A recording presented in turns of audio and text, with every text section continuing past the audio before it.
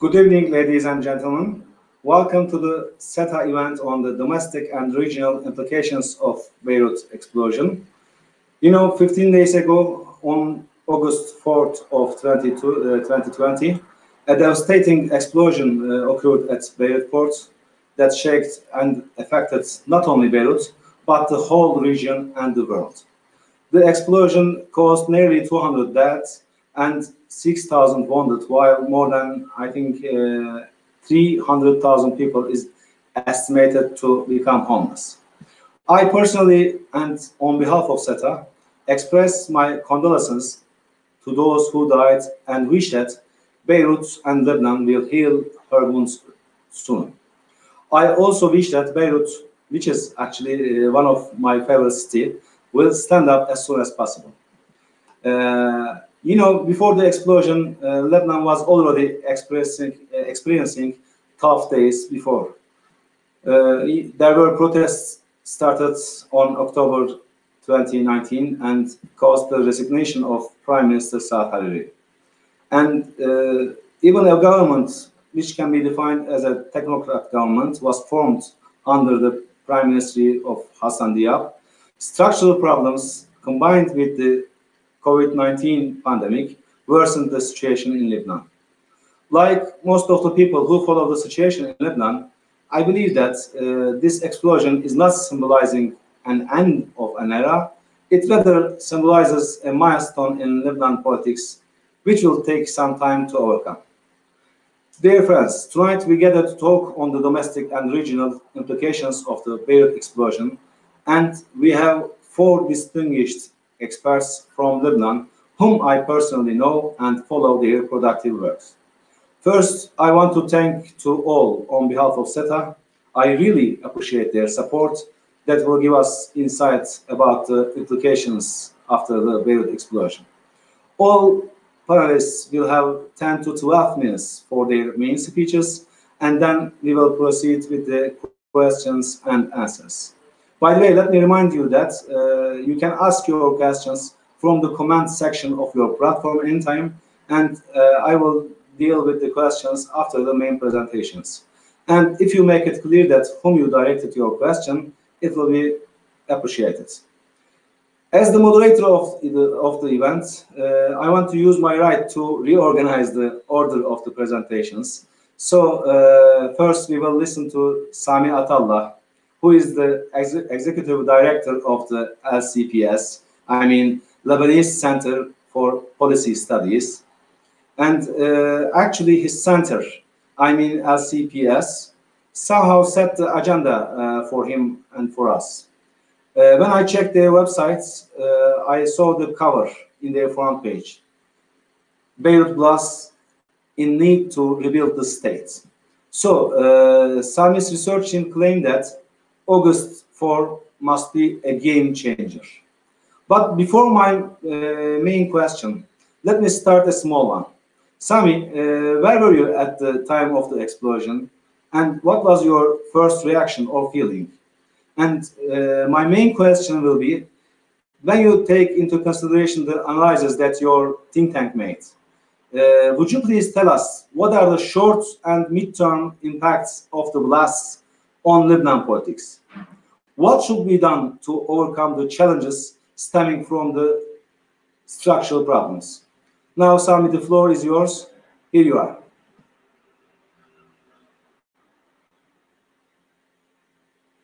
Would you please turn on your mic? Mikrofon açabilir miyiz? Sure. Thank you. Thank you, Farhad, for the invitation and for hosting us on such a timely issue. This explosion, first of all, where was I? I was actually leaving the Prime Minister's office where they were presenting their economic plan. And I was actually heading to the supermarket. And literally, as I parked the car, there was a glass just all over, raining glass. So I literally ran under a tree, thinking very well that this was literally in the neighborhood I was at, whereas in fact I was several kilometers away. This is how loud it was, and I think a lot of people felt that it was literally in their building or in the neighborhood, because this is an unprecedented explosion. And for myself and probably for many Lebanese who lived through many wars, this was something else, really. I mean, just to put it into context, I think this is one of the largest explosions in peacetime and in modern times, right? In terms of its magnitude. Now, this is not an accident. Let me just start with that. This is the result of incompetence and mismanagement by the political elite that have been ruling Lebanon since the 90s. That's just, I mean, and we have witnessed and experienced several mismanagement, whether with the wildfire, whether with the toxic waste, whether with the garbage crisis. They all have the same source of mismanagement and incompetence. And this is actually very, very serious, because now it's actually killed people and made people homeless, as you very well said. But I think just to not to take a step back and to understand where we are in Lebanon, so I'm able to answer your questions about the short term and the medium term. But I think it's important just to remember a couple of things, that the political and economic system that have been put together since 1989, the Ta'if Agreement that ended the civil war, is actually being undone. What I mean by being undone is that it actually has failed to serve citizens' needs and welfare. Political parties and the diffusion of power in Lebanon across different political institutions, showed that whereas the system can prevent violence, it actually fails to undertake any development or public goods or take care of its citizens. And we've seen it in the last 30 years. And not only that, it's because this system rests so much on the distribution of the spoils, distribution of the rents, distribution of contracts, public contracts, to all the different political parties. Be it Sunni, Shia, Christian, Maronite, that's actually not very relevant to whom. But in fact, they're all benefiting from the system. And those political parties actually operate in the following way. When they agree politically in the former government, what they call in Lebanon a national unity government, I actually call it a collusion. Because in fact, they collude to actually distribute the spoils at the expense of citizens. And when they disagree with each other, they actually end up paralyzing the system, in the sense that it doesn't develop, doesn't lead to any development outcomes whatsoever. Now, so the question is, how does the system survive? Because how do people re-elect them? Because obviously in Lebanon we have periodical elections. Well, it's very easy, because they have mastered the way to get re-elected through clientelism, through gerrymandering of the electoral law, through sectarian discourse, through the fear, where people actually end up going to the voting booth and actually voting for them into power and keeping the system intact. So now this pretty much, and why do I say it's undone, is being undone, because the protest that broke out on October 17, 2019, which was not a one-time protest. This has been a series of protests. Every 2-3 years, we end up with protests, people rejecting the system for its failure to deliver. But also, the system not only is failing politically, economically, it has failed so miserably that it doesn't, in addition to not creating jobs, to increase in poverty or unemployment, poor infrastructure, this system has actually led us to a major chronic deficits, whereby, in fact, the political elites overspend, under-report or under-collect revenues, and end up borrowing to cover the difference at a very high interest rates. And whatever all these three statements that I just made, they have political connotation. What I mean is that by excessive spending, they end up hiring a lot of people in the public sector, or contract projects at higher cost than needed, or don't collect taxes because political parties are benefiting because they control certain, whether the port or the airport, or certain companies that are politically elected are actually not paying their dues, their taxes. And then you go and actually borrow. And when you actually go borrow, you borrow at a high interest rate than needed, that benefits the banks that some of these political elite actually own. So you can see how this political economic system is so entrenched that actually it doesn't actually deliver for the people. So by 2011, 2012, with the Syrian war full on, in fact, the system started unable to sustain itself. And this is where we started moving into a very serious mode of economic crisis, because we're unable to actually also attract a lot of remittances and dollars into the economy, which was also living beyond its means by, in fact, having a huge balance of payment deficits. Now, all of this to show you that by October 17, people went an unprecedented way to the street across all the country to resist and fight the system, right? And then the best thing that they could do actually, or resulted in, was a government that is not made of the elite, but very much in control by the elite. So the Hassan Diab's government that actually came, in fact, this is a government that is a cosmetic government, had no power, new faces, no power whatsoever in actually imposing. And in fact, one of the things that this government did, or two maybe good things that it did, not only it defaulted on its payment, which was necessary, but also it showed us how big the economic hole and the financial hole is, which is around $83 billion, which is now, it's like 3 times the GDP of the country. It's so huge, right? So now that's going to be a fundamental issue. But not only the political elite are fighting it, because I think people tend to focus so much on the political elite, political parties, the confessional groups, but you have major economic groups, interest groups that actually fought it so hard. And I think it's very interesting that the group that fought the government's plan, whereby the plan said 1, 2, 3 certain recommendations of how to distribute the losses, the parliament came to actually challenge the government.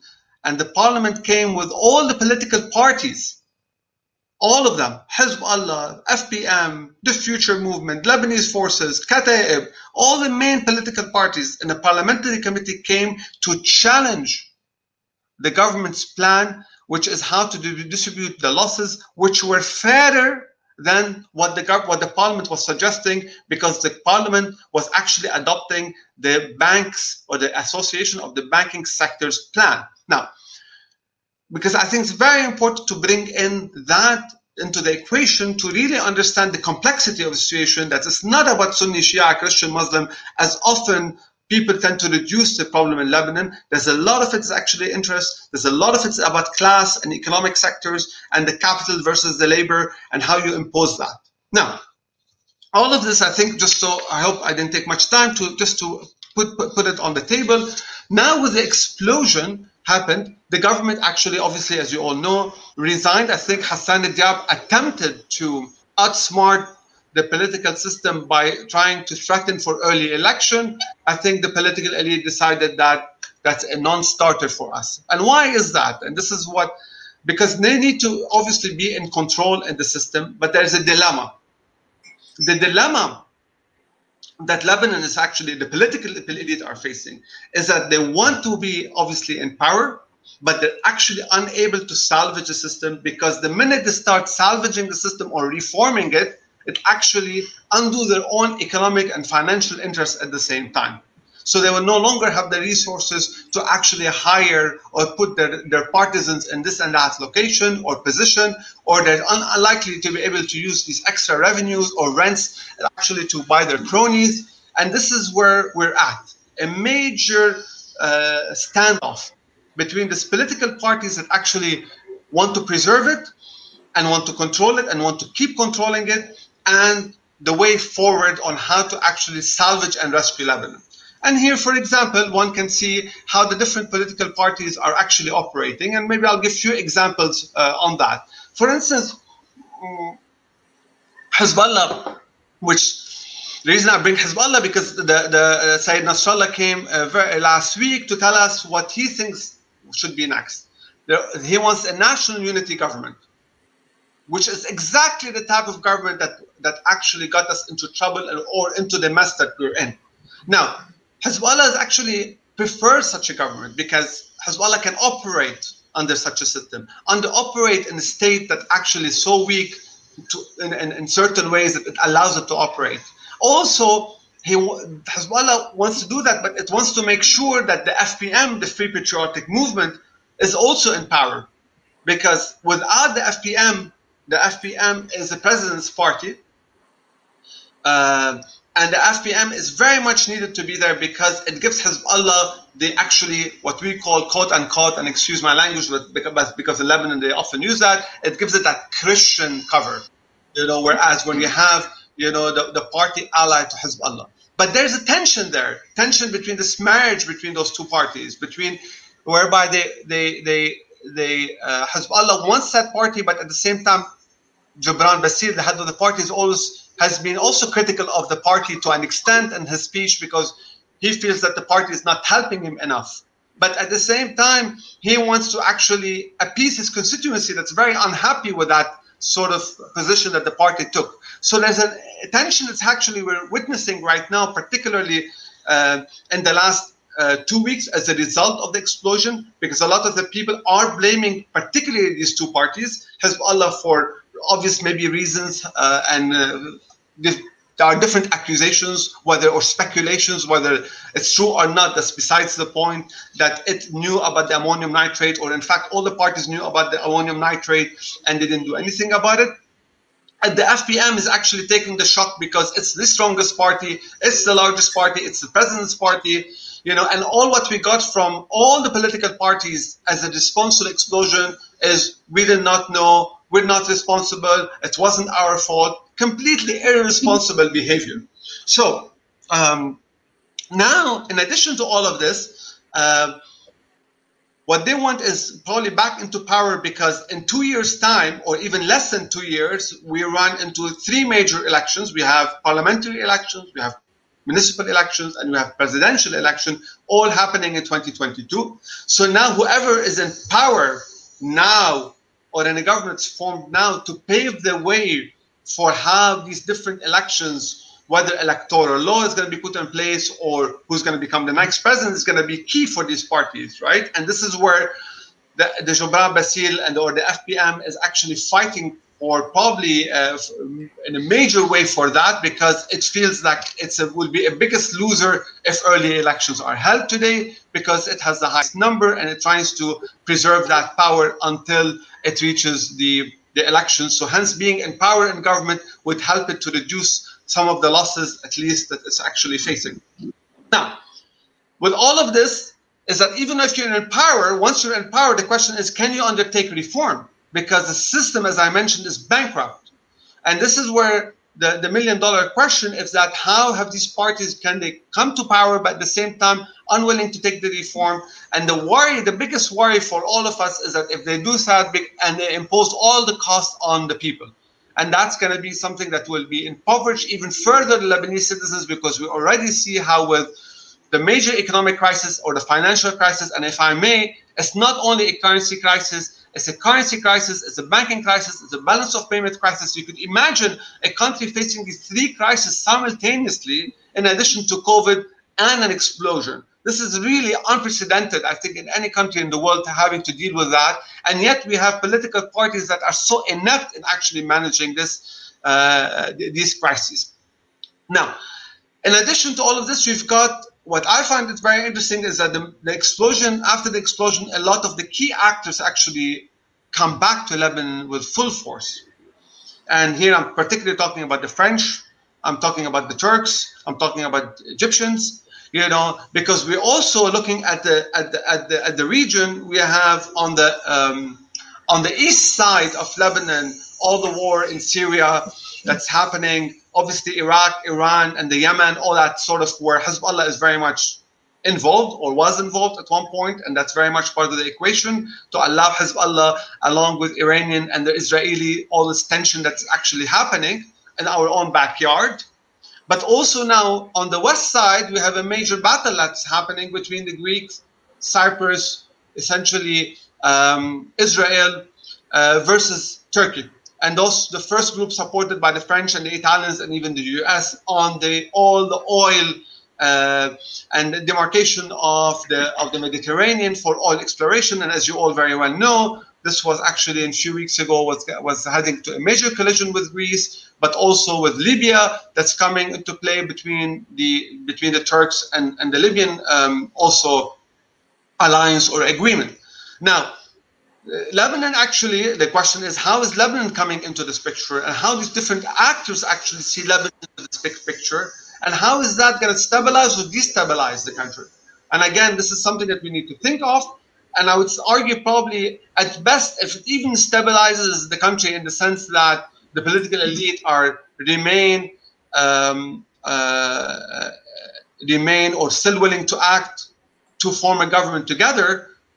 My concern here is that this will not actually be helpful for citizens, but I think what it does, it actually, Iran will feel like other actors actually are coming into the picture and to share the control or the pie of what's happening in the East Med and particularly Lebanon. So this is something we need to in fact observe very closely.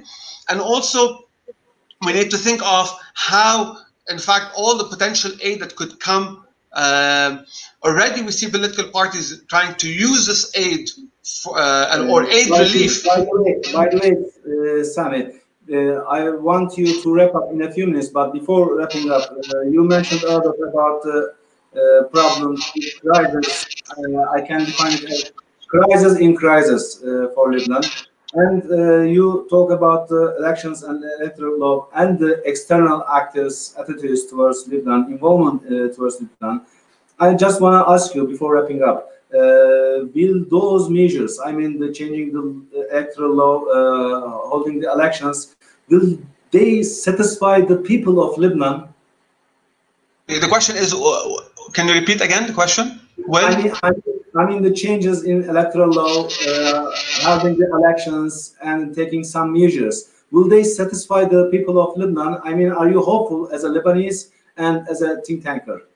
Sure, and I think given that I have probably a few minutes or even 2 minutes, and I end on that, and in fact I want to focus on particularly that on the people, because in fact this is where it all in fact started 12 months ago or 10 months ago with the protests, and how these people are actually able to change things, and can they do that? Because right now, as I mentioned, we're in a dilemma, we're stuck. I think it comes down to how the people will change the calculus of the political elite, because so far what we've seen is that people and the protesters have been able to bring down governments, but they haven't been able to provide an alternative or a solution. There are talks right now that they are actually more active and they're organizing themselves to actually put forward a government or alternative or suggest that. Whether it will be successful or not, I have no idea, but likelihood that this is actually a good thing for me, and good thing that they actually started organizing, because this is going to be a long battle.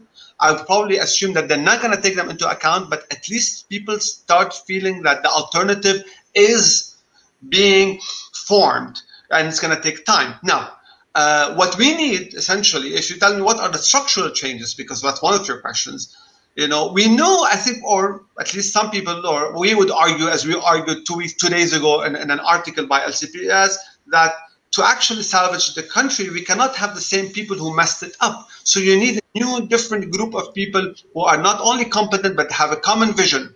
And we showed how Lebanon historically has had government with what we call legislative power, that actually it can rule and make key changes within a period of 6 months or 9 months to actually reform the system. Because that's, otherwise the system is not reformable.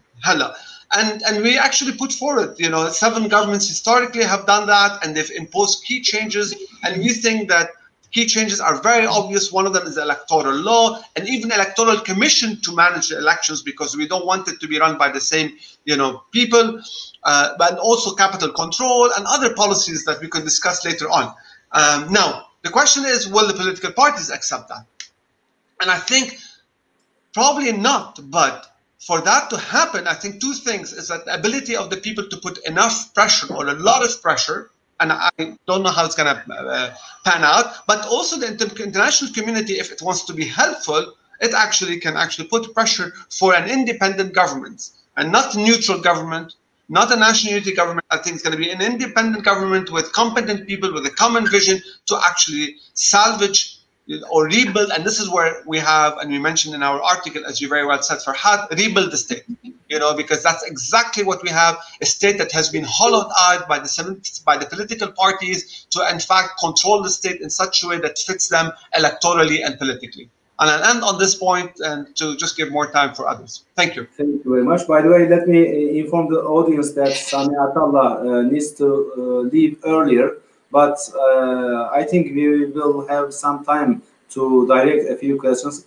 Let me remind you all that you can add comments and direct your questions to the presenters from your platform's comments or questions section. And now we will go to the second speaker. We will continue with Miss May Al Sayek. She is actually wearing two hats, an old friend. One as a journalist, as a freelance journalist, which usually writes in Al Jumhuriya, I think, and the other as a communication manager for the Lebanon Crisis Response Plan at the Ministry of Social Affairs of Lebanon. I think the ministry also deals with the Syrian refugee issue. I have several interviews there. But tonight, May is here to share her views as a journalist or analyst, not as an official from the government. So all the views that May expresses are her own views. So May, let us start from the explosion. Where were you at the time of explosion, and what was your first reaction or feeling? Yeah. And after I reply that, I will go to my second question. Okay. Good evening again, Professor Farhad, distinguished speakers, and the audience who are following us tonight. As you said, thank you first for the invitation and for SETA. And before, as you mentioned, that tonight I'm speaking in my capacity as a journalist, so not to bombard me with accusation that the government was incompetent of dealing with the crisis. So during when the explosion happened, I was in Beirut downtown. I was heading to home, and when we entered the tunnel, the explosion happened. And they were, luckily, if I weren't in the tunnel, the glass of the car of the taxi I was taking could have been destroyed. So at this moment, I was the taxi driver could have made an accident, but he managed. So I saw people on the streets; they were screaming, and a lot of car accidents happened in front of me. And they were screaming and saying that it's an assassination for the former Prime Minister Saad al-Hariri. So it's the explosion there. So given that I was working in near St. George when the assassination of the late Prime Minister Hariri happened, so all the images, of that explosion came to my mind. All the fear, all the what we are heading to, and the country. I thought that we are now going through a very dark tunnel, and we don't know what is next, and this will be a critical moment for our country. And when I passed through Ashrafiyya, I saw all the glass have fallen. Also in Sadiko, until I reached my home, it's near, but luckily we didn't have any. We have minor issues, not serious in comparison to those Lebanese who have lost their lives and was injured and lost their homes and were displaced. Yeah, it's really shocking. But my main question will be about post-explosion era. Most of the states, including Turkey and international organizations and other NGOs, they all showed solidarity with Lebanon and started to deliver or promised to deliver aid to Lebanon. And there is an ongoing discussion that the international support should be directed to the people of Lebanon instead of government, because there is a distrust towards government. So would you please say us the reasons of this discussion? I mean, directing the aid to the people, and tell us how the international support can be delivered to civil society, and will it be effective? Okay. Before answering your question, Professor Farhad, allow me first to wish a full and quick recovery to the thousands of injured in the Beirut blast, and including the 6 Turkish national citizens who were hurt in the explosion. And I would like to extend our deep gratitude and appreciation for all the countries who stood by our side and provide us with medical supplies, relief supplies, and food aid. And Turkey in particular for its solidarity with Lebanon and the symbolic visit of the Turkish Vice President Oktay and Foreign Affairs Minister to Beirut. And similarly, Turkish Cooperation and Coordination Agency, TECA, has been very active in supporting the displaced Syrians in Lebanon and the Lebanese host community throughout through the past years. As you know, in our work with the Ministry of Social Affairs or before at the Ministry of State for Displaced Affairs, Turkey has done a tremendous effort in this regard. So back to your question, regrettably, yes, there are long-standing concerns about how the officials can ensure that the supplies get to those in need. And given that Lebanon ranked 137 out of 180 countries in corruption, according to the Transparency International 2019 Corruption Perceptions Index. So this is the perception about the corruption in Lebanon. And as Dr. Atallah said, during the last 30 years, we have received grants, loans, and aid. However, the ruling elite failed to create social safety nets, promote sustainable development, and rehabilitate the infrastructure. So the popular anger has building up in Lebanon against the ruling elite's corruption and mismanagement.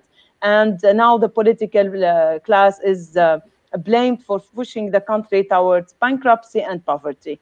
And also what happened during the explosion and the irresponsible stance of the politicians and the leaders, they were aware of the chemicals stored at the port, and they didn't take any preventive measures to avoid this tragedy. So this negligence and this incompetence, contributed to this perception about the corrupted and incompetent governments and officials in Lebanon. And these accumulated problems that I have mentioned pushed the Lebanese people to ask the French president when he came to Lebanon during his visit not to pour aid to the government officials, because at the end of the day, they are corrupted, and those humanitarian aid will be utilized for their own interests and their people. And eventually, this was reflected in international conference on assistance and support to Beirut and the Lebanese people. And as you have all seen, that the participants agreed that the assistance should be coordinated under the leadership of the United Nations, and directly the assistance should be directly delivered to the Lebanese population. That said, the Lebanese state, unfortunately, seems to have failed to place itself at the center of the collective spirit. Now you see that the UN system and the civil society has been working around the clock, delivering medical supplies, shelter kits, food parcels, and helping reunite separated families. But on the other hand, those range of actors, responding, makes coordination with informal action a challenge, and there is no accountability mechanisms in place. So, and there are many reported cases of the exploitation of older people by others posing as volunteers. So this is in general the situation. But what I may suggest, there are different phases. If you said how will be the international aid effective, let me differentiate between three phases. The first phase is what is happening now, the immediate humanitarian ongoing response that is done in coordination with the civil society, the UN system, and the Lebanese Armed Forces is only the official entity that is leading that response, given that state of emergency after the explosion. The second phase, it includes recovery and reconstruction, which will cost billions of dollars and require a mix of public and private finance. The third phase of this intervention, it will be responding to Lebanon's pre-existing socioeconomic crisis, which is already exacerbated by COVID-19 and which Dr. Sami Atallah has mentioned most of them. So the humanitarian response now, it's understandable that the UN agencies, they have the resources, they have the capacity to work on ground, they are fast, they don't have to follow all these bureaucratic measures. But in the second and this, now the next phase and the third one, we need the active engagement of the Lebanese state, ranging from strategic planning to drafting laws and decrees and action plans. For example, I will give you an example. If the international community now wants to help the affected people in the devastated areas and they want to supply them with water, as they used to do, the international community and donors used to give vouchers for those in need and try to find temporary solutions. What our argument was before, that instead of giving temporary solutions, why we don't you work with the municipalities, water establishments, Ministry of Energy and Water, to provide sustainable solutions, like for instance rehabilitating the networks, because you know that many sewage networks, many water supplies networks have been destroyed during this explosion. So my point of view, that they should be rehabilitating the networks, empowering water establishments in terms of maintenance and operation. And as you know, that due to the presence of a large number of refugees in Lebanon, the public services on Lebanon are already overstretched. So what is needed now is integrated solutions. I'm not saying that what's happening now is due to the presence of refugees. No, we have long-standing mismanagement, and the corruption led to this state where we are now. Even the basic services the Lebanese are not getting. So, but what I have witnessed in dealing with the Syrian refugees, that if you do temporary solutions and not sustainable solutions, you may ignite tensions. For instance, this was the case in Bekaa, where the informal settlements, the donors used to come and provide vouchers for the refugees to buy water, and to also transfer the dislodge. And this created problem with the municipalities. So it's better to learn from these lessons now and work for sustainable solutions. After knowing that, after portraying the situation, I would like to recommend the following measures to avoid turning Lebanon into a failed state. We want to rebuild the state, because we cannot afford having a weak state, because it's only guarantee that all citizens live in an appropriate situation. So given the magnitude of the tragedy, and that is beyond the state's capacity, and you know that the system in Lebanon is old and it's not modern, and we don't have enough working force, even though they say that we have a huge number of civil servants, but there are some experts needs in different sectors in the public sector. So this gap is not filled yet.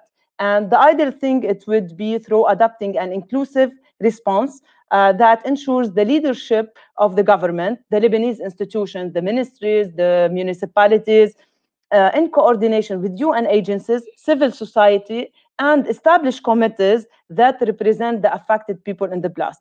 Because if you want to make sure that those affected people receive the supplies and their needs, we have to engage them and bring them to the table. And because they are the most effective, so they can watchdog the work of the government, and we can ensure a effective response. And in addition, the second suggestion would be activating the monitoring and evaluation mechanisms undertaken by donors to ensure that the objectives of their development projects are met. You know, in Lebanon, there are a lot of interventions done by the international community, and all the projects, they have monitoring and evaluation mechanisms. So they can activate, they can build up on these experiences and make use in this crisis. So we make sure that the Lebanese affected population receive this aid, and it will not go to another parties who are not affected and who are politically affiliated with the political elite. the UN in general, what is promising, that the UN promises that there will be very strict about the use of humanitarian assistance, and they will be monitoring very closely every single delivery of humanitarian assistance. And what is new now, that they are saying that we are not, the UN agencies, accountable only for donors, but our accountability goes to the affected population. And third issue I would like to highlight on is the issue of procurement, is always where lots of corruption takes place. It needs to be done quickly, and there's always temptation to overcome, not to follow the rules and regulations.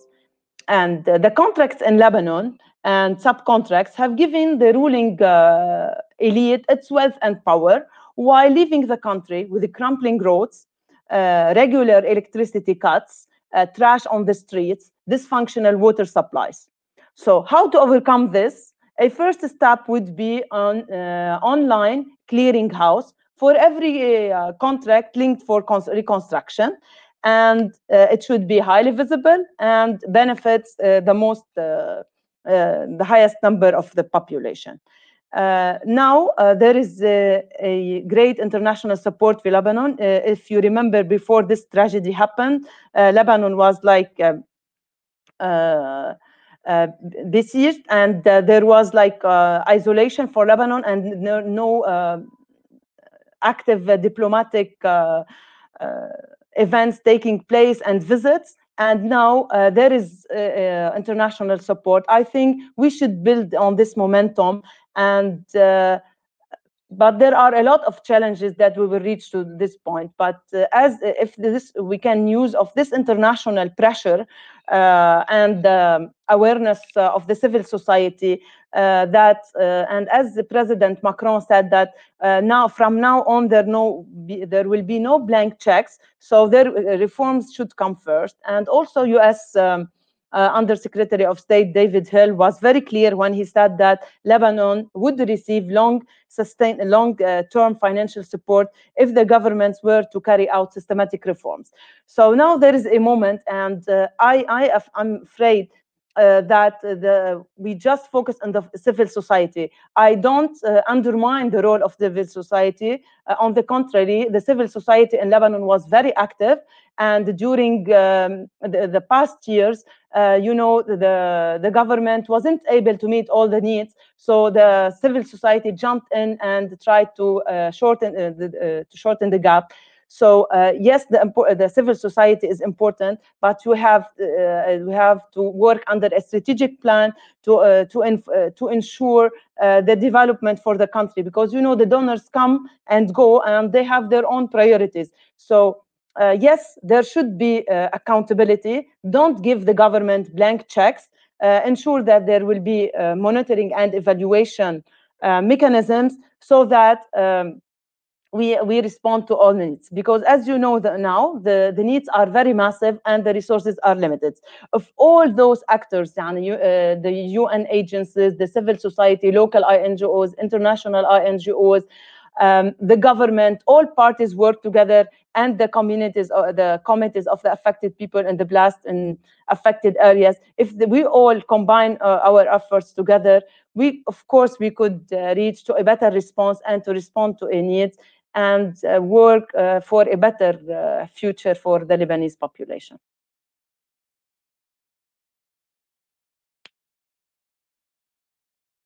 I'm not hearing you. Sorry. Thank you, May. It seems really pretty hard to overcome the obstacles, but accountability and transparency, I think, were the most important notions in here. I will have other questions, some more questions to you, but I want to direct you in the questions and answer session. Now, I will continue with the third speaker, Imad Rizk. He is the director of a think tank based in Beirut, Istishariya for Strategic Communication Studies, Lebanon. So with Imad, I want to pass to the regional context, with taking into consideration of the domestic linkages, of course. But as I asked to two previous Anas. Imad, would you please tell me where were you at the time of the explosion, and what was your first feeling when you realized that it's a disastrous blast? Here you are. Later, I will ask my main question. Can you turn on your mic? Mikrofon açabilir miyiz? Okay. Now you can hear me. First, I want to thank you, Professor. I want to thank SETA for this opportunity to be with you in this discussion, and also to discuss what happened in our country, in our city, Beirut. So what happened? So I was in the office at that moment in a meeting, maybe 6 kilometers just from the explosion, and the first seconds we think that it was in a car bomb, because it was like an earthquake, so all the building was shaking on.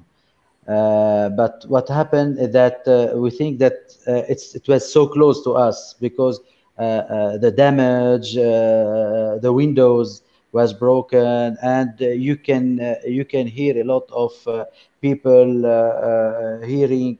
So in these few minutes, just to be honest, I think that it was so close to us, but and it was a lot of damage in the office. After it, we realized, after some communication, phone calls, we realized that it was an explosive in Beirut port. So at that moment, it was like it was an attack. It was an explosive.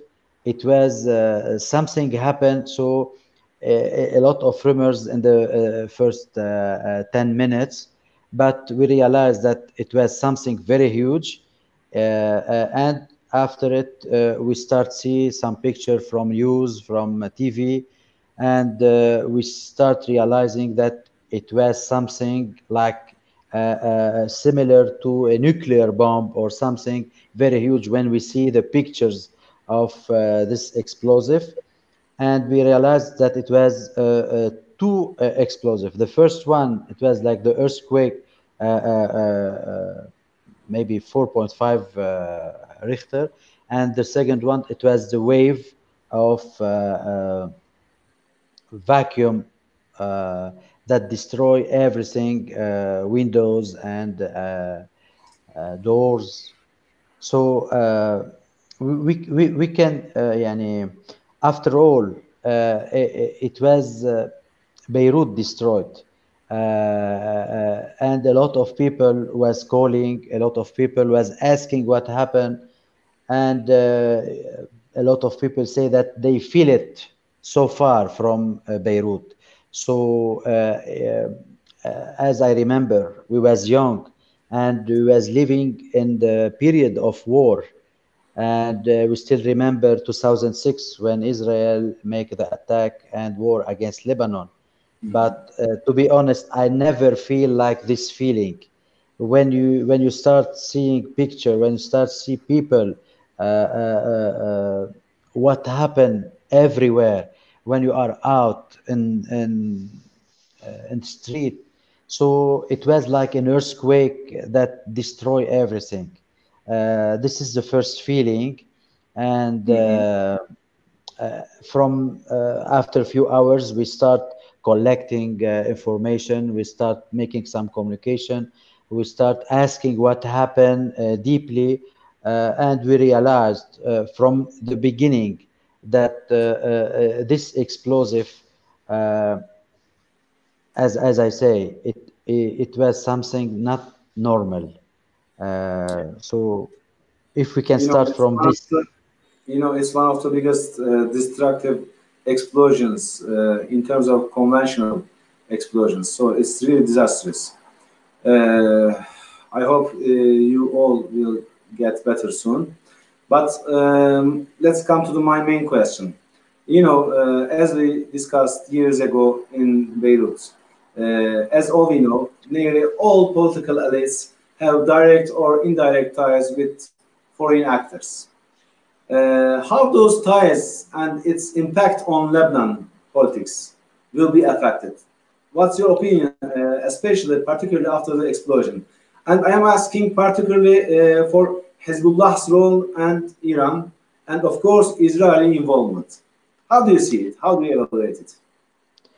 First, you know that the tension between Iran and the US and some explosive till now we cannot say who was responsible of this explosive was made on Tehran and on Natanz nuclear reactor and some other places in Iran.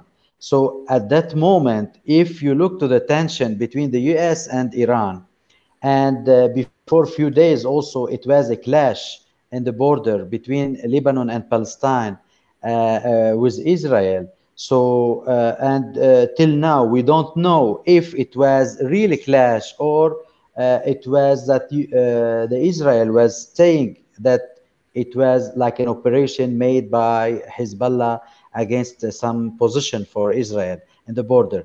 And after one day also, it means I'm talking about 2 of August, it was also something in Golan Heights. So in this context, we can say that the tension between US and Iran was so high. And also between Israel and Hezbollah, also everyone was expecting something happen in Lebanon. And you know, before few days of the STL, that it was a lot of rumors, and after 15 years talking about interrogation, investigation, and that maybe Hezbollah, maybe Iranian, maybe Syrian regime was behind the killing of the ex-Prime Minister Rafi al-Hariri. So in this context, we can say that the clashes, and of course, we have to talk about the political situation in Lebanon. From 17th of October, Lebanon, we was living in unstable situation related to the economic situation, money, like every state in the East Mediterranean basin, also like in Turkey, we have this problem with the dollar. And to be honest, also we have to talk about the problem related to the crisis, political crisis, new government, the rise of Hariri government, and also we start to hear a lot of rumors talking about role of Turkey to be implicated in the political life in Lebanon through some regions, especially Tripoli. And it was a lot of also discussion that it's really Turkey start to prepare situation to be involved in the political life in Lebanon through some political party against Emirate. It was a lot of article, a lot of study published, and you know that Gulf region was financing a lot of media, newspapers, study center, and others. So the preparation of, if I can say, what happened, it was ready. And if we return also to talk about last few days, the clashes happen also, not few days, few weeks, if we can say, in Libya. What happened also between Turkey and the Emirate, between Haftar and Sarraj. So in this context, we can talk about what happened in Beirut, because all this idea was in the political life. We can feel that these clashes or this explosive or this blast, what happened in Beirut port, it was like a part of this competition, or what we can see about a real negotiation between American and Iranian, or a preparation for a war. So what happened is a part of this geopolitics in the East Mediterranean basin related to gas, related to sea border, and also situation in Syria, situation in Yemen, situation in Iraq. We know that also situation in Iraq start to be complicated with the Hashabi, Mr. Kazimi. So in all this, we can say that Lebanon was involved, and in this explosive, we can say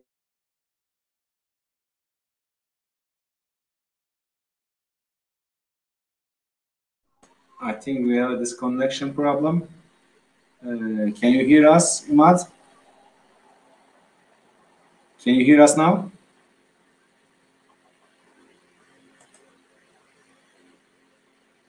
Let's just wait a few seconds. And if the problem continues, can you hear us, Imad, now? yes, I hear you. You can see me also. Okay, please go ahead. There was a disconnection problem. Please go ahead. We are in Lebanon, so it's normal to have these problems. Here you go. So in this context, we look to the what happened in Beirut. In this context, we see that also we are so happy to see the supply, the humanitarian support, especially from Turkey, but also what we can see, it was also some speech from French President Macron against President Erdogan related to what happened in the region. But in this context also, I can see the tribunal related to Rafiq Hariri, what happened about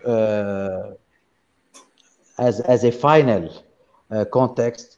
And in this explosive of Beirut, we can see also what happened with a relation of or negotiation or dialogue between Turkey, as President Erdogan say, and the intelligence service of Egypt. So related to make some stability, to make a status quo in the region, and also what we hear from a few hours related also to Cyprus, that Cyprus wasn't happy from the EU support for them, and they are ready to negotiate with Turkey. So in this context, I think that after this explosive, we can see a lot of dialogue, a lot of preparation for negotiation, and maybe we can see new government in Lebanon. Maybe we can see also some indirect negotiation with Israel related to border, sea and land. So I think that as the President Aoun say, and also Nasrallah, it was an opportunity. So I think that in reality, Hezbollah and Iranian use this opportunity, use this explosive, use this problem in Lebanon economically, social security, also the disaster related also after this explosion, to have a direct dialogue with French president, through French president with Trump.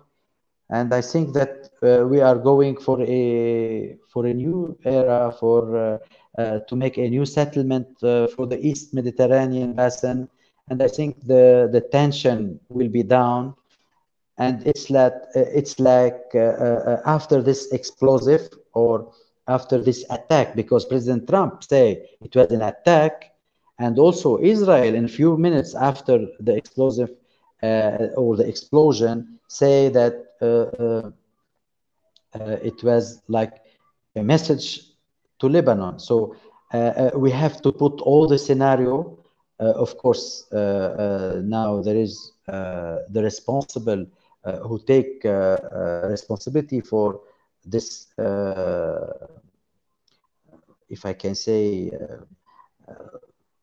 responsibility of the poor, security, and others things. Maybe they are responsible, but also we have to put all the scenario related to an explosive, an organized crime, and also Israel, and maybe because we hear a lot of these rumors talking about something related to Hezbollah, and also rumors talking about some missile collected in this in the port of Beirut related to the war in Syria. So all the scenarios still on, and we have to look that after 4th of August, it's an opportunity for direct dialogue, and also maybe to make a deal, because in the same time we look what happened between Israel and the Emirate, and through Emirate also with Bahrain after Sultanate Oman and Sudan. So we are talking about a new situation maybe for the next 10 years. So you see a linkage between the rapprochement between the United Arab Emirates and Israel, and it will be an reflection, or at least an impact on the Lebanese politics, right? You mean Yes, it, right? yes, I think, and you can see it from yesterday and today. We can see a lot of this rapprochement and some dialogue and some,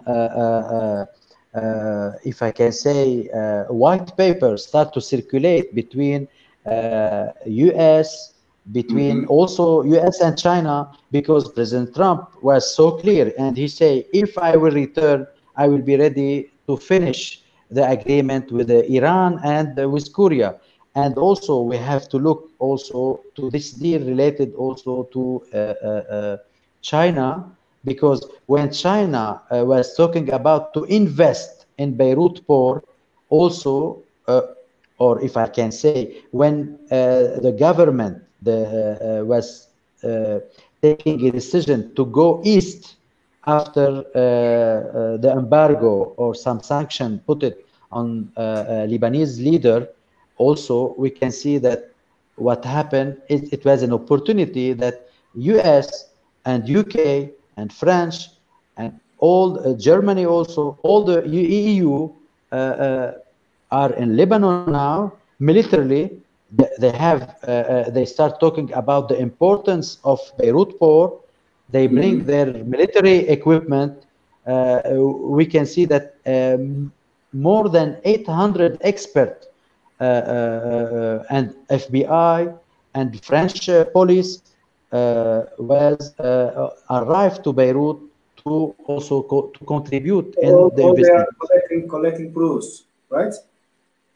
They are collecting, but collecting to prepare the deal, or to destroy what happened, or to neglect this the impact of this explosion, because I think that no one was expecting such kind of explosion. Maybe it was, as Netanyahu said, it was a message. As Trump said, it was an attack, but no one was expecting like a mini nuclear bomb attacking Beirut. So in this way, everyone now start to talk about to make a deal, or to use what happened as an opportunity for direct dialogue, or to finish, if I can say, or to prepare for the peace in the region. Okay, Imad, I have some more questions to you, but I will continue with Professor Nasser Yassin now. I will direct you later in the questions and answers session. So we will now move to the last but not the least, my colleague, Professor Nasser Yassin. He is an associated professor of policy and planning department at the American University of Beirut. And he is also actually current director of Issam Faris Institute for Public Policy and International Affairs at AUB. However, he said that he is planning to step down by the end of this month. So Nasser, I will start with the same question as usual. Would you please tell me, where were you at the time of the explosion, and what was your first reaction? Hello, Farhat, and hello, colleagues. Now, being the last, I think I get the least exciting stories, but I'll do my best to contribute to this very interesting discussion and debate. Personally, I was outside Beirut, in 25 kilometers from Beirut, in a small mountain home where we spent the summer. And we heard the explosion quite clear, actually. I thought it was a drone being hit on the hills around us. And then when we started getting the news from Beirut, we also freaked out because the first piece of news that broke was saying it was targeting Hariri and Saad Hariri, the former prime minister, and maybe Walid Jumblat was visiting him, or the chief of the army was visiting him. These were the initial couple of pieces of news coming in the first 5 to 10 minutes before we actually knew what's going on. So before I go into what went on, this huge explosion, this crime, as a matter of fact, the mere fact that people were rushing to say that it was Hariri being attacked, Hariri Jr. being attacked or assassinated, tells a lot about the way politics are being done and played in Lebanon for many, many years. We just heard the verdict from the International Court or the Special Tribunal to look into the assassination of former Prime Minister Rafik Hariri.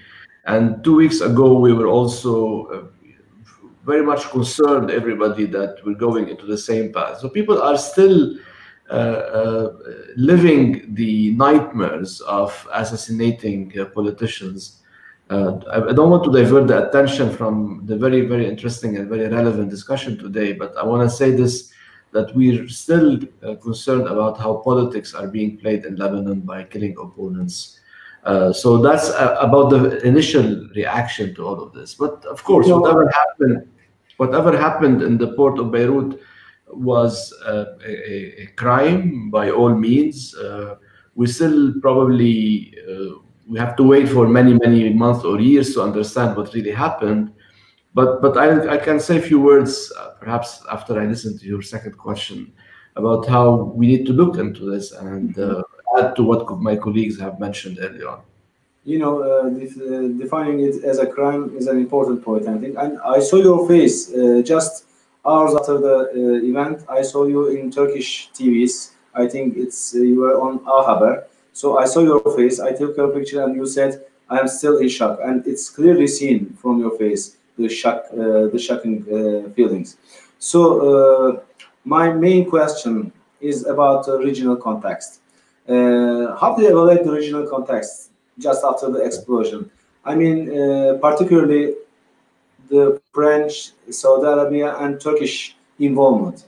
And of course, I want to learn your opinion about the political elite's reaction towards these engagements. Sure.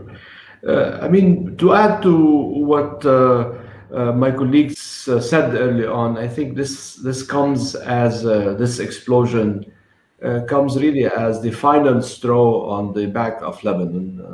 Just to put this in the context and not to spend a lot of time on this, but you know, the country was going into a lot of crises. No other country, I guess, would be able to cope with the economic, financial, also the political crisis, the inability to enact any reforms as simple as reforming the energy sector in Lebanon or the environmental management or solid waste management. We are unable to enact any change in those areas for the past years, but particularly after October 2019, we've seen how the political elites were unable to enact any major reform or change, whatever people were demanding. And all of this tells something about, it's a crisis in governance, first and foremost. It's a crisis of governing the country. And the way I see it, and I will take this as a gateway into, or a segue into the regional context. This is perhaps the explosion of the port of Beirut is the last or the final straw on Lebanon's back, but it's also the death statement of the post-war arrangements, or the post-war model that Lebanon has been going through since the 90s and after. And what do I mean here? I mean, the Taif Agreement and whatever came after the Taif Agreement in Lebanon was built on three foundations. The first foundation was to bribe the militias, the warlords, the sectarian warlords who were fighting during the 70s and 80s and who led to the destruction of the country. But the assumption here, or the premise here by whoever put in the peace agreement in the Taif and tried to implement it after, is to bribe them by putting them in office. So overnight they changed their military fatigue into becoming civilians and ministers and speakers of the House and so on and so forth. So that's actually what happened, you know. But an additional foundation is to bring in regional money and regional funds, and through the money and that would come into reconstruction, some of the regional powers would get some leverage in Lebanon, but also would support Lebanon in coming to or going through a post-war phase.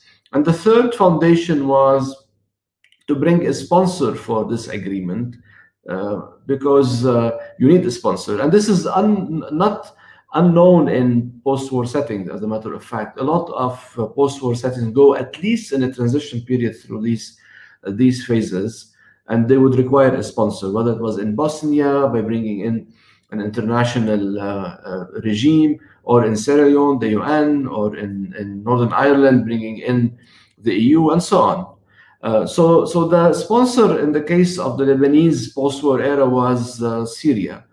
But what happened after, instead of going through this in a transition phase and to move into state building, a real state building where the state would offer its citizens what it should offer as part of the social contract, and where the sponsor would retreat back into its own country, and where those warlords turned now civilian leaders would actually sink into their new roles, we saw things going massively wrong in these three areas, or these three components. So the warlords continued to have more and more capturing of the state and the economy to enforce their position, but to enrich themselves and their cronies, and to appoint them in public offices here and there. This is what actually happened in the customs in Lebanon. This is what happened in the port management committee. This is what happened in all the civil service or senior positions in the country. So the warlords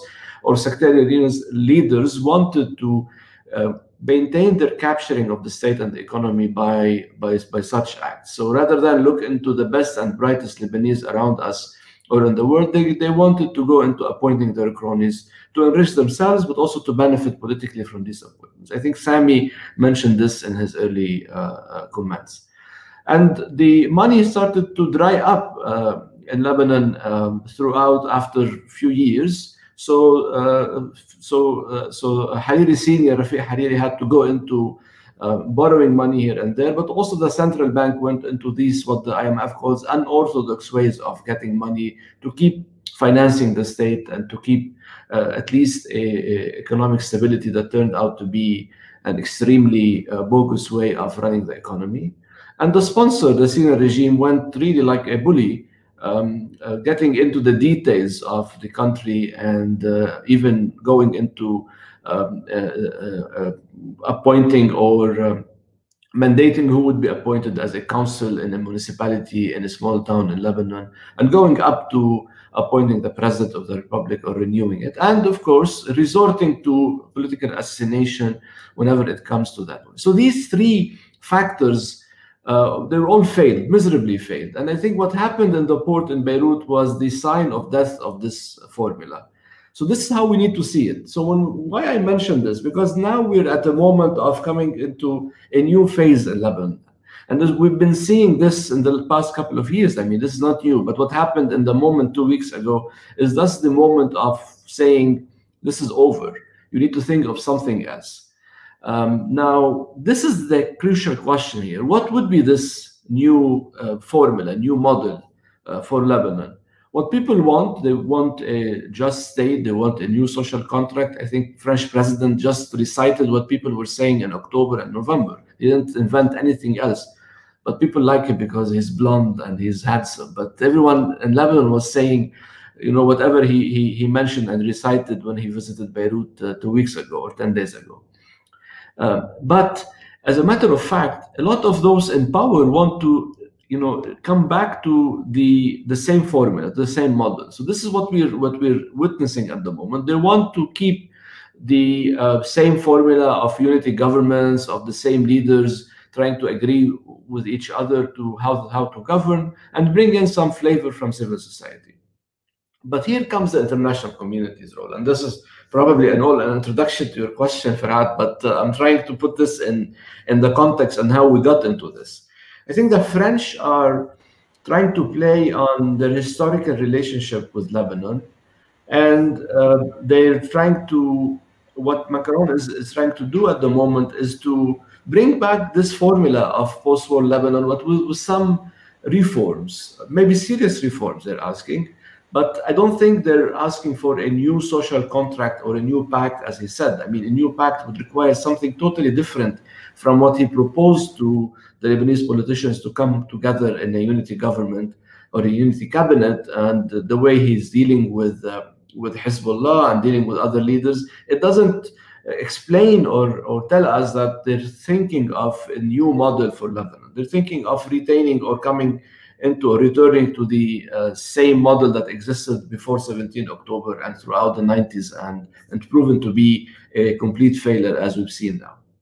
But what the French also want to do, perhaps flavor this with some reforms, maybe have or some presence in the Eastern Mediterranean, as Imad mentioned, definitely controlling the port. This is a key thing that they will come out of this or get out of this, is to have a complete control over the port, whether directly or indirectly.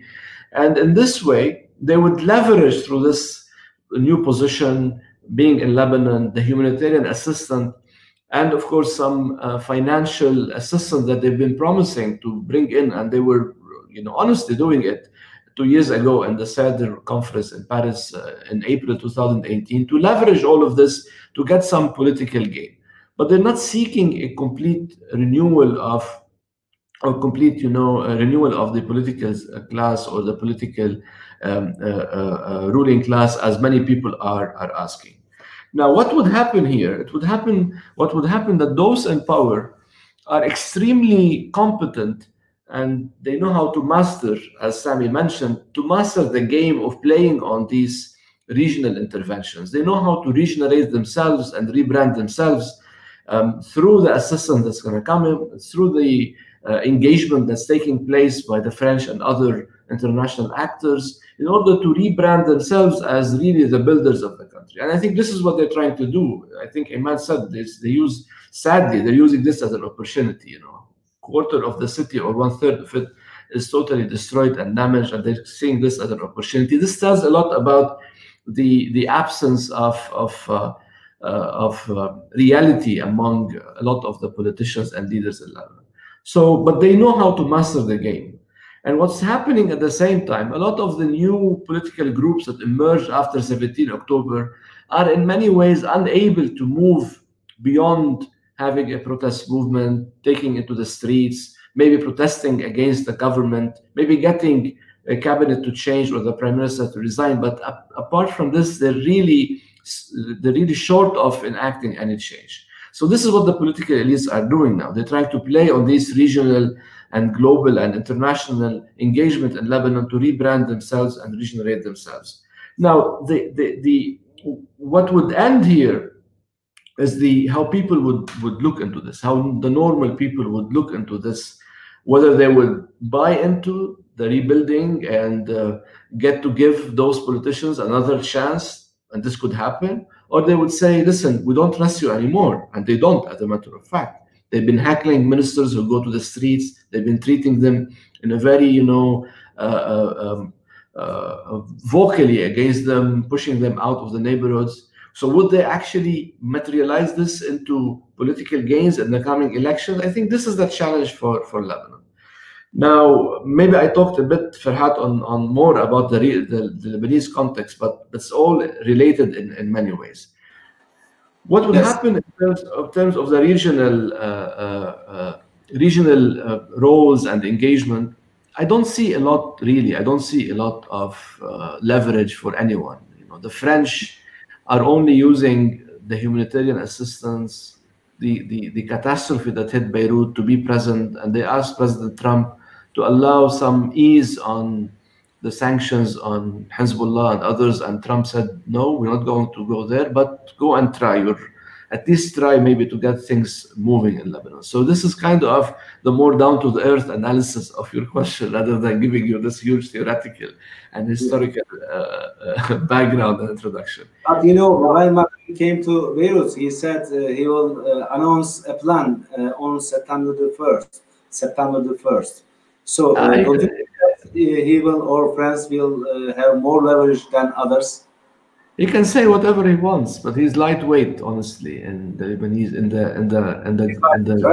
the order we are in. I hope my French friends don't dislike me for this, but this is, you know, I mean, if any change, if any new order or any new model is going to be enacted in Lebanon, you have to wait until the U.S. elections, simply. And the US elections are going to wait. After the elections, whoever comes in, whether it's Biden or Trump, most likely Biden, I'm not speculating, but it could be, even to get his Middle Eastern team to start working, it will take months. This is not a priority for any US leader, just to go into the Lebanon. I mean, the Lebanese, between parentheses, think the world is rotating around them. Yes, it was during the explosion, but it takes a week or 10 days, and this becomes secondary news, right? The only actual reason for the engagement of the world with Lebanon is to maintain a minimum stability, because it's part of the European neighborhood, not more, not less. It's not like the European leaders don't sleep the nights because the Lebanese politicians are heckling with each other. This is about the stability because of migration, because of refugees, because it's in the neighborhood. As simple as it is. So they want to keep a minimum stability in Lebanon for the time being. So what could bring a change or a new model, and I'm not as optimistic as Imad in his discussion, we have to wait until the new president comes in, his new Middle Eastern comes in, and then the Iranians will talk to, I mean, the Americans will talk to the Iranians. They won't talk to the local operatives in Lebanon. I mean, let's be honest and frank. It has to become something at that level. What needs to be done for Lebanon, going back to I always go back to the Lebanese hat, and I wear it as perhaps someone active in whatever happening in the last few months, is for us as Lebanese not to accept that those politicians and those political elites are going to utilize any regional or geopolitical change to regenerate themselves. So this is what we need to think of. We need to think of really the way to enact real change in the Lebanese politics, and to rebuild a model that satisfies people's demands and aspirations and maybe dreams. This is what we need to think of, rather than wait until France or Turkey or the US or Iran come in. Of course, we need to acknowledge those powers, but we shouldn't buy ourselves, or sell ourselves actually, or buy their own engagement and sell ourselves for this. Now, it comes to the question on Turkey, and I'm not expert on this, but I don't think Turkey, and so far, and maybe Farhat, you and other colleagues can enlighten us here, I don't see Turkey has very clear and assertive engagement in Lebanon. Beyond very minimal, sometimes charity, sometimes being present here and there. Even those who claim to be backed up by Turkey, I think they were just, insignificant in Lebanon for such intervention. I think maybe Turkey is flirting with the Lebanese situation, but not yet engaging in any way. No. The Lebanese political landscape is so complex that it might also get things even worse than the Syrian landscape. So maybe you should be cautious about this. I'm going to stop here. Maybe I've been talking too long. Maybe we will talk Turkey's engagement towards Libya, towards Lebanon later, maybe in another event. But we will proceed with questions and answers session. By the way, thank you for your comprehensive analysis on the regional context.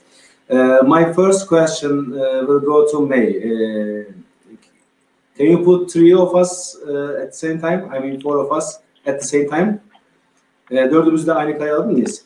May, let's go to the other side of the coin. When I checked the latest numbers, according to UNHCR, there were more than 200,000 refugees, Syrian refugees in Beirut, not in Lebanon. More than 200,000 refugees. So they also negatively affected because of the crisis. What do you think about this issue? I mean, I know that you are also working at the Ministry of Social Affairs. What impacts will be on the Syrian refugees after the blast? First of all, I would like to express. You can proceed after first of all. First of all, I would like to express my condolences for the Syrian people who, because 32 refugees were lost in this blast, and those are registered with UNHCR. But now there are 8 missing because there are different records. One by the Syrian embassy in Beirut, they are saying there are 42 Syrians that were killed in this explosion, and the UNHCR said that they have 32 so far.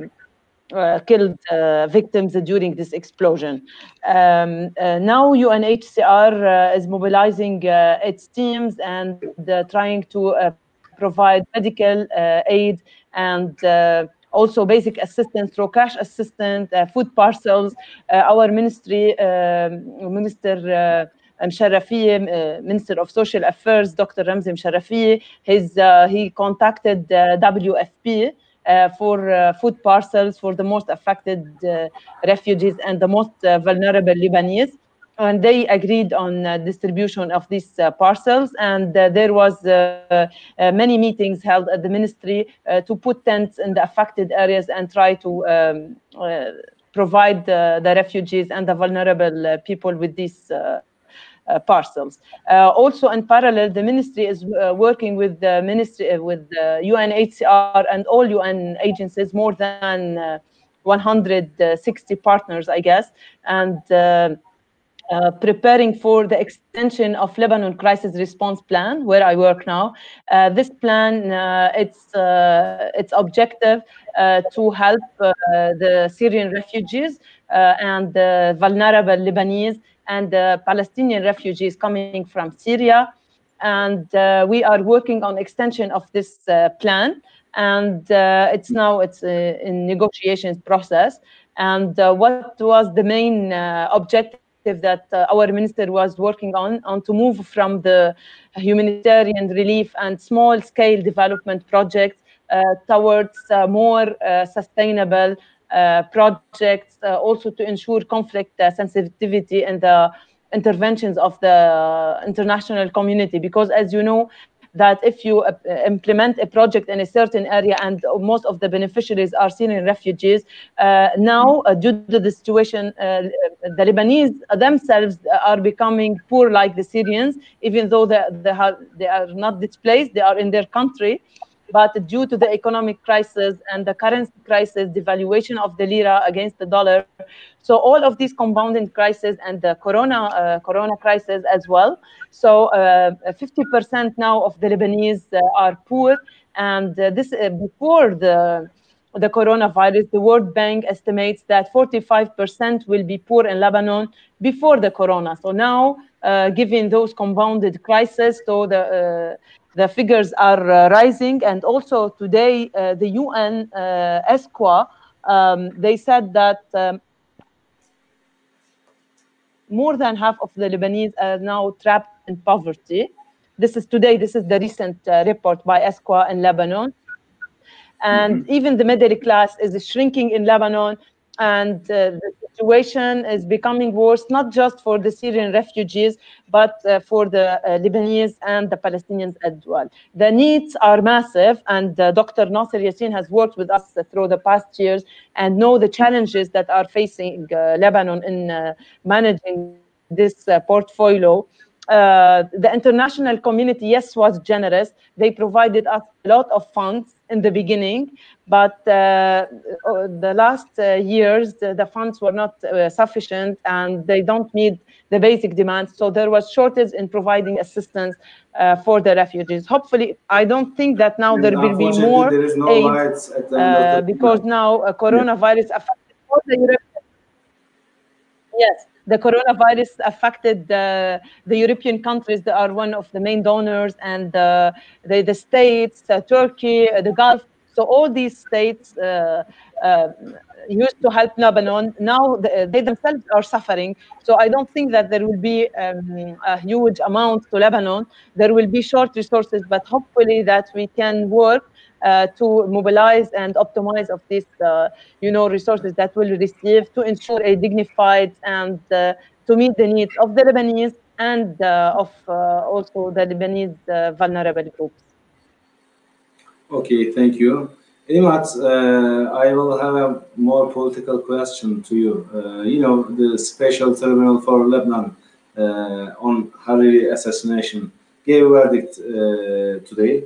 One guilty, three not guilty. But the guilty one and the three others were also Hezbollah members.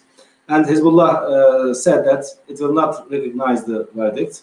However, Saad Hariri and the international community recognized this decision. So, do you think that beside the explosion, do you think that this verdict will have an impact or effect on the Lebanese politics? I mean, will this have a tendency to change the alliances or the cooperation among the Lebanese parties?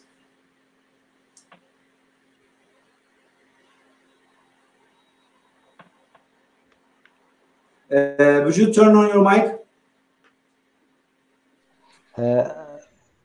As you know, relation between all political parties in Lebanon after 17 of October, there is a lot of questions related to the relation. So we can see that it was before a good relation between Saad al-Hariri and Jubran Basil. But after what happened with the new government, we can see that the relation between Jubran Basil and Hezbollah start to be strong, and also everyone knows that they take the power. So we know that also after this explosion and after the deal, if we are going to see this deal related to the border, related to a relation indirectly with Israel, or to finalize the border problem with Israel. So we are talking about about relation between, like we can see now, between Hezbollah and Saad al-Hariri. So everyone now is looking to have a good relation with Hezbollah, at least to this moment, because we can see that the negotiation continue through Nabih Berri, and also the relation between Nabih Berri and the governor of the Bank du Liban still so strong. So everyone expect that the new political life in Lebanon will change after September. So maybe we can see also some changement in the economic system and economic relation in the region. Maybe we can talk about going east, but also to have a new balance with the US, and to renew relation with EU. And maybe we can talk about a new agreement related to the East Mediterranean Basin. So Hezbollah will be implicated in this negotiation with gas and oil in the region. he will agree that the US will invest in Lebanon in electricity, in gas and oil, and in infrastructure. So if it will be, yes, a new or a dialogue or a new era between Hezbollah and the American in Lebanon or in the region, yes, we can see a new coalition, a new relation between political parties. And of course, we have to look also to the relation between Ja'ja, Lebanese forces, and Saad al-Hariri. So if Saad al-Hariri will be nominated as prime minister, he will cut the relation with Ja'ja, or he will strengthen this relation between Jumblat, Ja'ja, and Hariri. Or we can talk about a new relation between Hariri and Hezbollah. It means, as known in Lebanon, between the Sunnah and the Shia. But of course, it's not a religious relation. It's a political, and also it's an investment implication between Hariri and Hezbollah, because also Hariri is looking to be involved in the reconstruction and Sadr and relation between EU and Lebanon, and for the next 10 years we can see that Hezbollah, if he will make the agreement or to finalize this dialogue with the American or through American, Iranians with American, yes, we can talk about a new political life, and maybe we can see a new political party or a change in the structure of this political party. And of course, as start to be known, that Hezbollah start to make a reconstruction of his political decision maker, and maybe the responsible for the security and relation with the political party. So as known as Sajid, Wafi Safa, and others names who take the power for last 15 years, we can see that now, or we can expect a changement of these people. So of course, internal changement and relation with the political party, external relation between parties in Lebanon. So we should wait for a few months to see the developments, right? Professor Nasser, since you are the last speaker, I will give you a privilege and ask you two questions. But would you please wrap them in 2 minutes for each? My first question will be about also foreign actors, but this time you talk about the United States involvement and the elections process and its impact on the Lebanese politics. But what about China and Russia? I mean, we see them less in terms of their involvement in Lebanon. But when I checked the news at the time of the explosion, China just offered, we are ready to build the port again. What about Russia and China?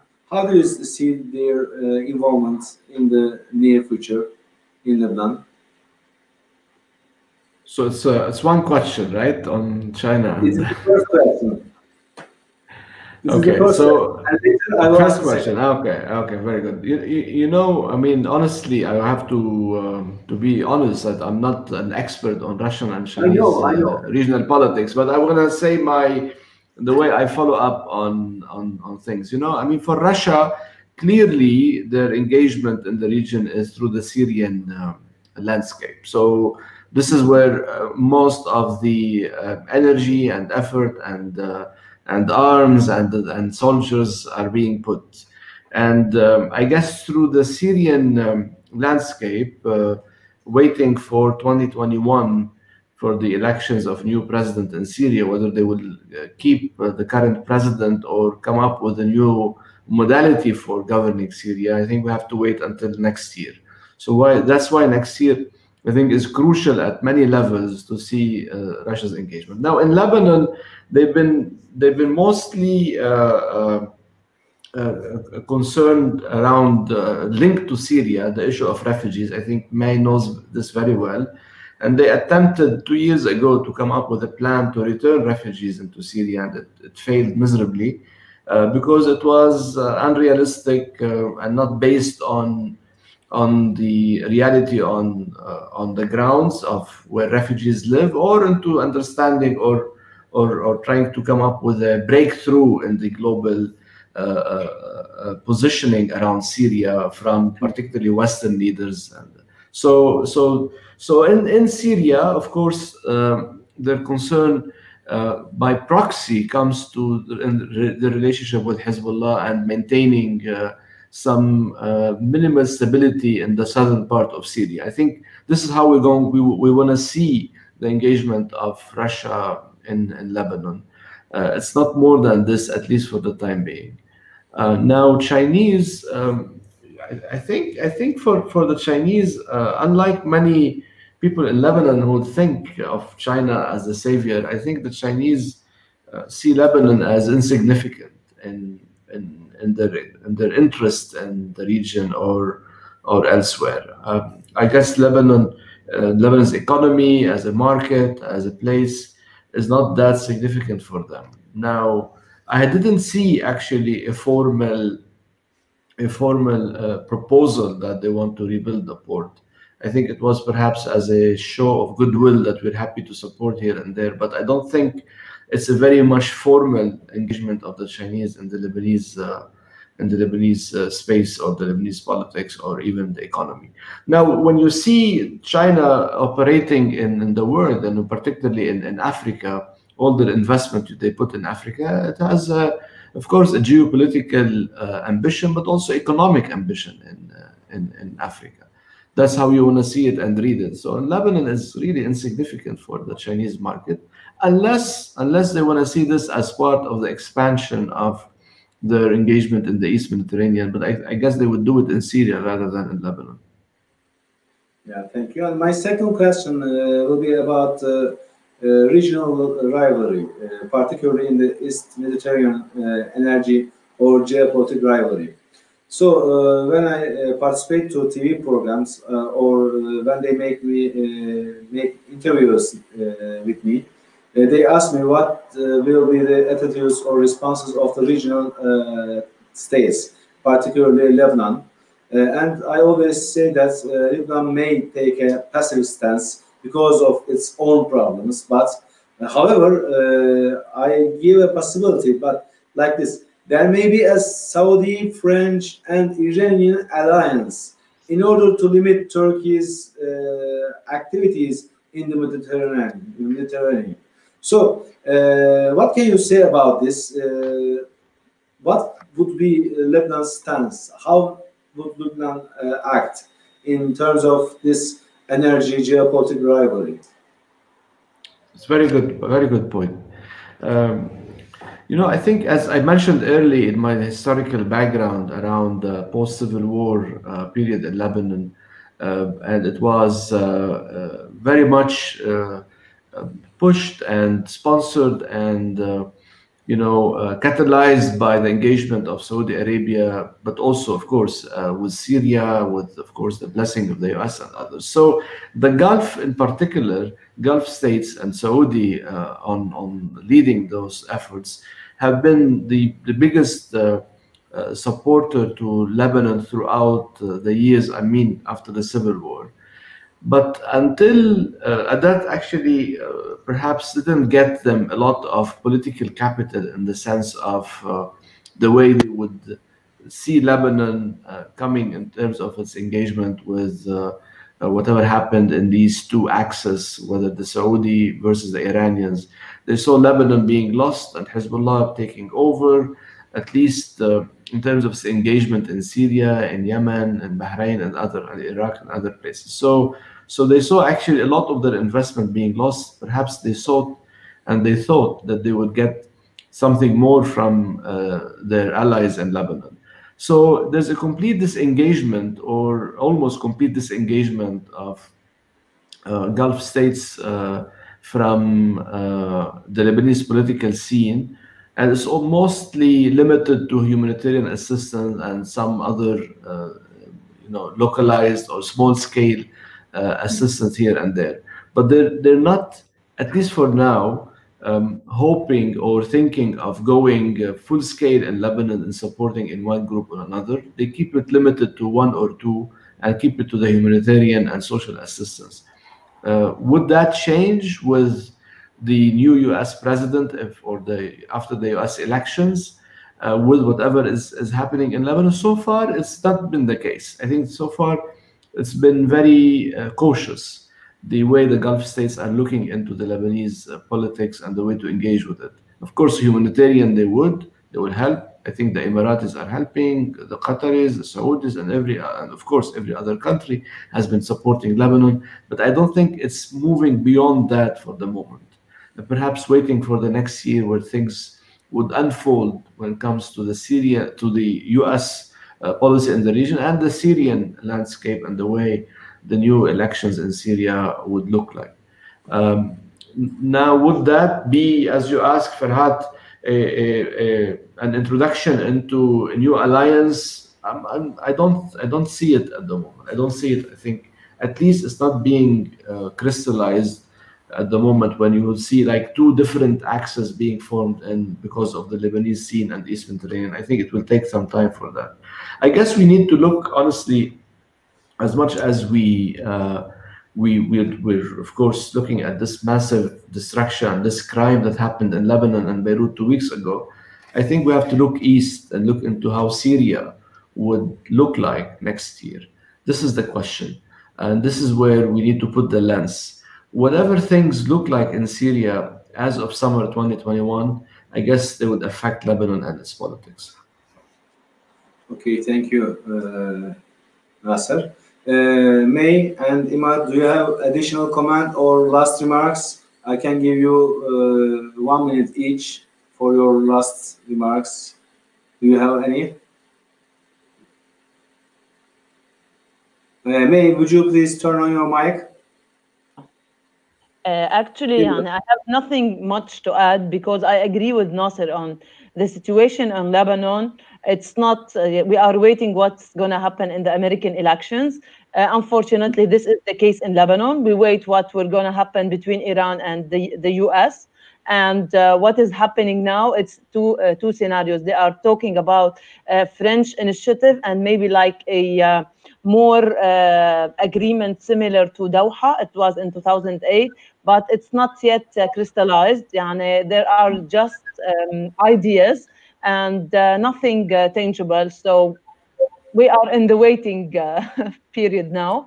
And concerning the influence of the Russians, do my work with the Russian embassy and interviews with the Russian ambassador in Lebanon, they are more concerned and focusing on the situation in Syria. What they want in Lebanon is to have more investments in the oil industry, and their also company has won during the last consortium. So they are focused more, and they were blaming the Lebanese government because they are not accelerating the cooperation. They want more investments, and they are interested mainly in the electricity sector. And this was the last statement for the Russian ambassador, his last interview before he's leaving his office now from Beirut. So they are mainly interested in the electricity sector, maybe to attract more Russian companies. But you know that we have a lot of competition here in Lebanon between Russian, French, American. So it depends on how the political settlement will be, who will get those investments. I hope the Lebanese will benefit from this rivalry. I hope. Imad, do you have any additional or last comment? Or we only pay the price of their dispute. Unfortunately, till now. So, Imad, do you have any additional comments? Would you please turn on your mic? Imad, you cannot yes, hear I you. want just. Okay. Yes. I just want to say that maybe what happened in Middle East, or what we can see in the East Mediterranean basin, it's not just related with the election in the US. We have to focus on the project, Chinese project, and the Silk Road project. So we are talking about the future of the competition between the US and China. First, we have to focus also about the Russia and the China rapprochement and the stability, the impact of this rapprochement and the stability of the region, or we can see also some competition between the big power.